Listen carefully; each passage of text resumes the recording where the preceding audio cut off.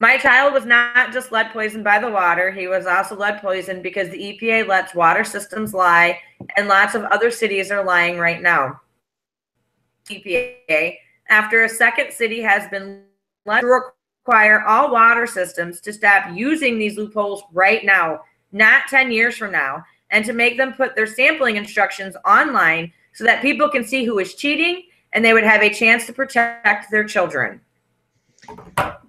How would by putting the sampling instructions online show who is cheating? Because it would show the loopholes that these states are using, and people can put their foot down. People can say, no, why are you doing this? The lead and copper rule says this is how you test. So what is your justification for pre-flushing and using a small bottle and putting a cap on how long my water can sit? Why are you not trying to find the problem when that is what your job is? You know, be honest, do it right, test the way you should. And by that, honestly, you know, then we can figure out what the problem is before more people are harmed. Is that kind of what's driving you right now? That you don't want other mothers, other communities to go through the similar experience? Yes. I know the effect that it's had on my family. I don't want that for anybody else. That's why I wouldn't take the money when the city offered me money and just shut up and walk away and you know, just sit back and act like I didn't know and play stupid like everybody else was. I wasn't going to do that to people. How would I live with myself doing that? It's not how I've raised my children, and that's not who I am. So that's why I'm doing what I do. That's why, you know, I'm taking money away from my family to try and educate people and to keep researching and going into these meetings and to keep fighting. And I've got, you know, my husband and my kids fully that I'm doing. And, you know, that's what's important to me, is to make sure that no other families have to go through what my family's been going through. Have you talked to Dr. Edwards about this? He was involved with the situation in Washington, D.C. He seems very skeptical that anything will change.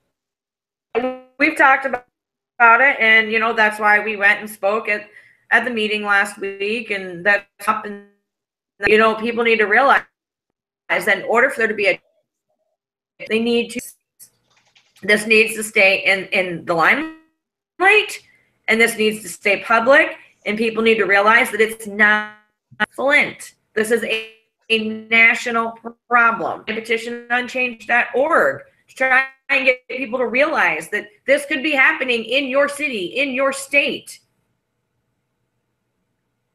Well, and you wouldn't even know it, because they quit testing kids at the age of 5, and they only usually test once, and after that they'll only test if you meet one of the 3 criterias.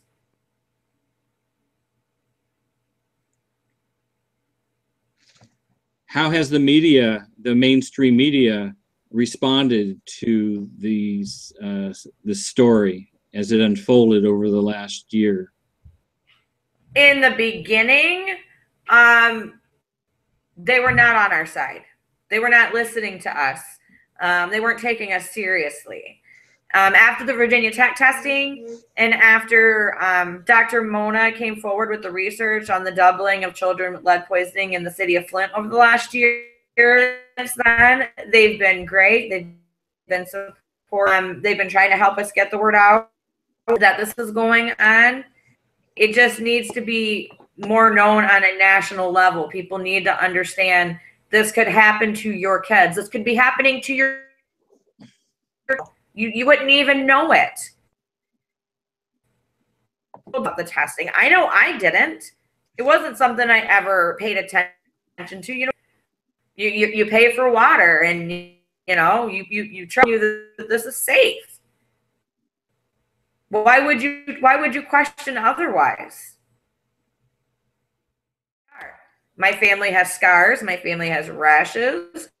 I have a growing who has speech problems, who has lost IQ points, who affect his life.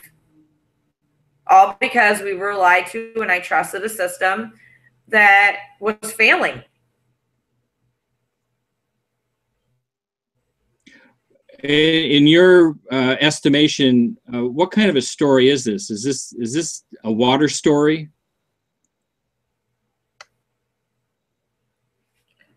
I would say, but it's bigger than that. This is a failure. To me, this is a fair check to people.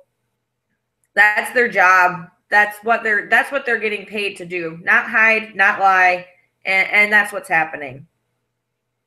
And the EPA is supposed to be the ones that protect us. You know, just because the city said that, you know, just because the DEQ told EPA that corrosion control was in place, why was there no follow-up? Why was there no proof?